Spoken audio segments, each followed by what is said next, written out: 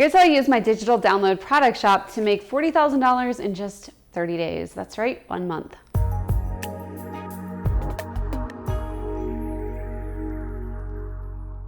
I have a digital download product store called The Contract Shop. And when I first started it a little bit over 6 years ago, I was on a mission to simply make $100 a day. That would be enough to supplement my income very healthfully.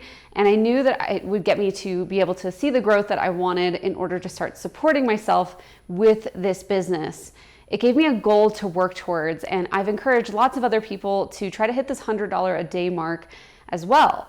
Well, we've actually been hitting that and beyond for quite some time. And last month I did something I didn't even think was possible without having any kind of big sale or promotion. So we've had 6-figure months before in the contract shop, but we always did it with some sort of big promotion or discount that was available to our audience. This was the first month that we hit 40K plus with just like regular sales.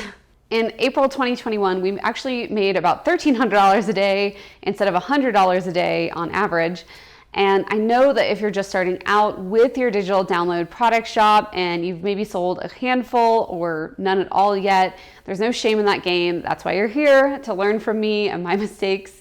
You might be thinking, that's really nice for you, Christina, but I can't do that. I'm not going to sell $40,000 worth of product. I've been there. I actually know what that's like, and we're creating another video soon about what to do when you're feeling defeated by your shop's growth or lack of growth.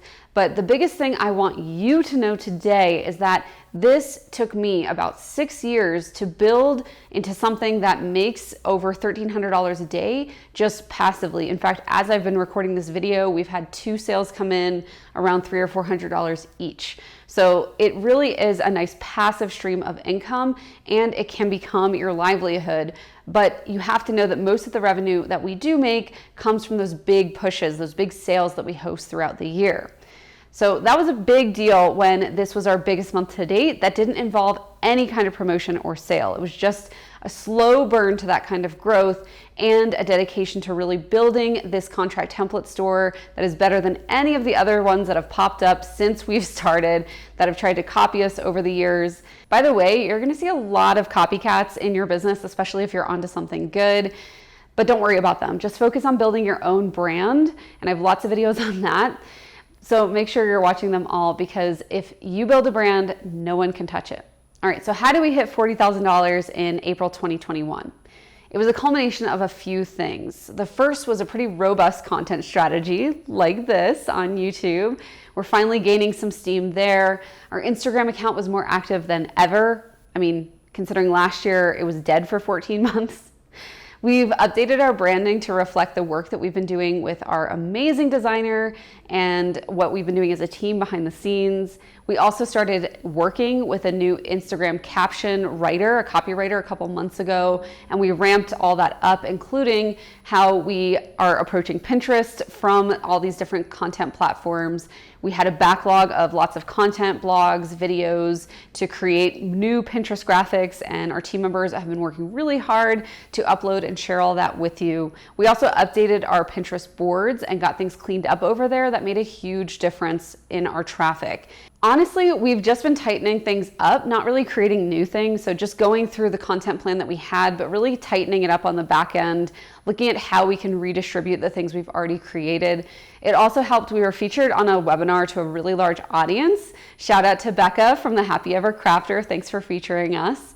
Honestly, if I had to guess, I would say that more people than ever are starting their businesses, and that means that they need people like you who are coaches and designers, and obviously they need us to keep things protected, because when things hit the fan, which 2020 has taught everybody that things are going to hit the fan at some point, they need us as the template shops. Speaking of simple things, I implemented a survey on the back end of the checkout process, just asking why they made a purchase from us today. And that gave us a lot of insight into the future potential content that we could be creating here. And it also affirmed that we were on the right track with our current strategies. We definitely still have lots of room to improve. And just because we made $40,000 pretty easily in April doesn't mean that we're assuming it was a fluke. We want to keep going in that direction, and we're not taking anything for granted. So my team and I actually did a report on what went well and what didn't, and where we can continue to improve so that we can hopefully see more of these 40,000 months. In fact, we're on track again as I'm recording this for May. And here's a bit about what we want to improve in case you're curious.